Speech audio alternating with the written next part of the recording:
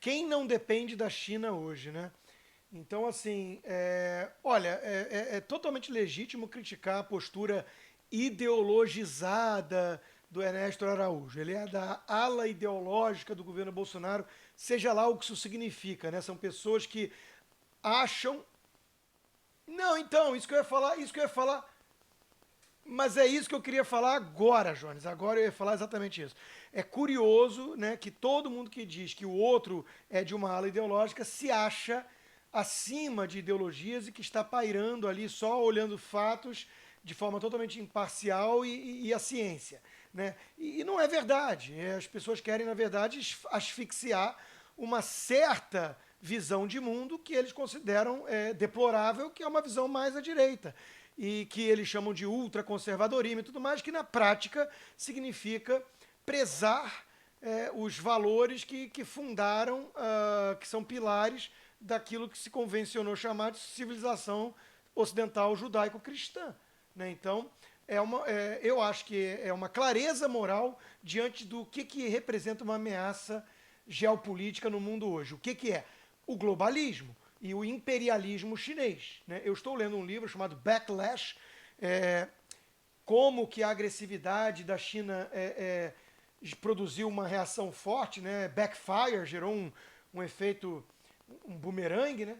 Escrito por uma chinesa que se naturalizou americana, e ela é autora de um livro que ficou muito famoso, conhecido, chamado Confúcio Never Said, mostrando a história da vida da família dela na China e tudo, porque ela começou a ficar alarmada que os americanos, que ela fez todo o esforço do mundo para se tornar uma, estavam flertando com a ideologia que os pais dela fugiram, né?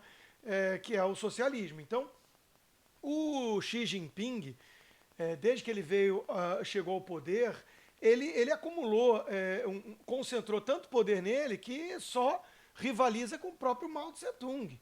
Não tem nada parecido na China. E ele está com uma postura internacional absolutamente agressiva.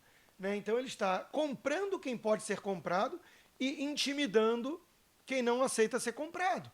Esse é o jogo. Né? Então esse embaixador que nós temos no Brasil hoje, o Yang Weining, ele passou antes pela Argentina e o próprio Leonardo Coutinho escreveu uma ótima reportagem na Gazeta do Povo mostrando uma parte da atuação dele lá. É um bully, né? É um sujeito que tenta intimidar e tornar todo mundo refém das chantagens chinesas. Então é disso que se trata. Né? Nós estamos vendo hoje um governo que está tentando colocar a faca no pescoço, e não é só do Brasil. O mundo inteiro está acordando, daí esse livro do Backlash. Né? O mundo inteiro está acordando e a pandemia escancarou a coisa toda. Não só porque a pandemia começou na China, em Wuhan, e não só como um acidente, mas como uma atuação deliberada do regime para calar e perseguir médicos e jornalistas, e isso transformou uma epidemia numa pandemia, como pela reação depois. Né? E pela atuação da OMS, que virou uma espécie de puxadinho da ditadura chinesa e por aí vai. Né? Então o mundo acordou para essa dependência. O Brasil precisa da China para 95% de importação de EPIs.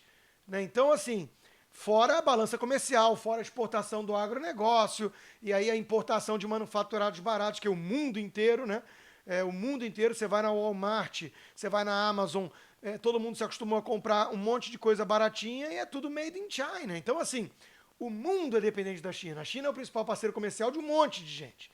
Dos Estados Unidos, da Austrália, né? Só que os países estão começando a se articular, os países ocidentais, porque muitos perceberam o tamanho do problema. E que existe uma Guerra Fria 2.0 em curso e que a China é o grande vilão, é a grande ameaça geopolítica. E aí a gente fica vendo jornalistas falando que é preciso ser pragmático, pragmático, pragmático, que obviamente é uma verdade, mas o que se entende por isso? Que tem que suspender todo tipo de crítica, aí não é ser pragmático, é ser subserviente, é ser vassalo, é ser capacho.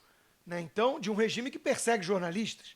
Né? Então, quando a gente vê um presidente da Câmara, dos deputados, um governador do estado mais importante do país, enaltecendo quase o regime, ou demonizando qualquer um que critique, porque, afinal de contas, é da ala ideológica, é bolsonarista, é irresponsável, é leviano e é maluco, Né? O que eles querem? Eles querem uma postura de cachorrinho que abana o rabo para o que diz o nosso embaixador, que mandou carta para deputados federais falando para não reconhecer o resultado da eleição em Taiwan?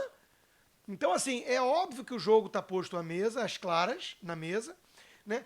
E nós estamos diante de uma tentativa evidente de achaque, de uma ditadura querendo explorar a condição de dependência, que eu quero só lembrar que é mútua, porque a China também precisa dos nossos produtos agrícolas e tudo mais, ela precisa alimentar 1 bilhão e 300 milhões de bocas.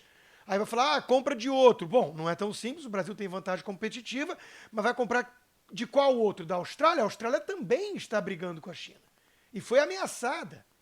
E teve sanções, retaliações. Então, o mundo livre está vendo que a China botou os dentes, as garras do dragão de fora. Então, o dragão está cuspindo fogo e o dragão quer avançar. Agora, temos que ter algum pragmatismo e inteligência? Temos. Temos que tomar cuidado com certas declarações de certas autoridades? Temos.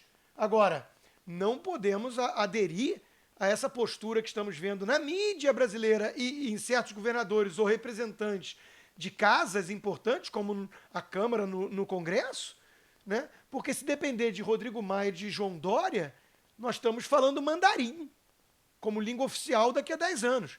Então, assim, é preciso tomar algum cuidado com esse excesso de pragmatismo que turva completamente a clareza moral. Né? Na Guerra Fria 1.0, contra o Império do Mal, como cunhou o Ronald Reagan, havia clareza moral. E também havia os dupes, que eram os idiotas úteis ou os comprados do regime soviético fazendo propaganda dentro do Ocidente, da mídia do Ocidente. E o Ronald Reagan era tratado como um cowboy beligerante, imbecil, que ia levar à guerra, enquanto que ele levou a queda do Muro de Berlim e ao debacle do Império Soviético. Então, é preciso tomar muito cuidado com esses jornalistas, com essa mídia, com esses políticos, porque eles estão muito afoitos em acenar para o regime chinês, sabe-se lá o motivo, follow the money ou follow the ideology, mas o fato é que estão prestando um desserviço ao Brasil. Então, se o Ernesto Araújo for demitido, é óbvio que é um sinal de fraqueza, é óbvio que a China trucou e o Brasil perdeu. Agora, isso é para ser comemorado? Bom, os anti-bolsonaristas que só pensam em derrubar o presidente vão festejar. Mas a que custo? A que custo, né? Eu escrevi para a Gazeta do Povo, hoje, enquanto gravamos o programa na quinta-feira, um artigo exatamente sobre isso. Joe Biden, João Dória ou o regime chinês, o PCC. Quem que a nossa mídia, em geral, bajula mais? Que está difícil decidir.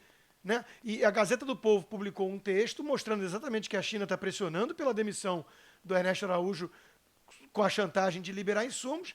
E eu finalizo aqui passando a palavra para o mestre, porque o mestre, em um tweet, né, em uma frase, resumiu bem, né? E é o poder de síntese que o Fiuza tem. Uma ditadura fazendo politicagem com vacina, enquanto que os democratas de auditório batem palma. São as focas de cabelo colorido que temos aos montes pelo Brasil, né? E não só fazendo graça no YouTube, mas ocupando redações importantes dos nossos jornais. Durma com um barulho desse.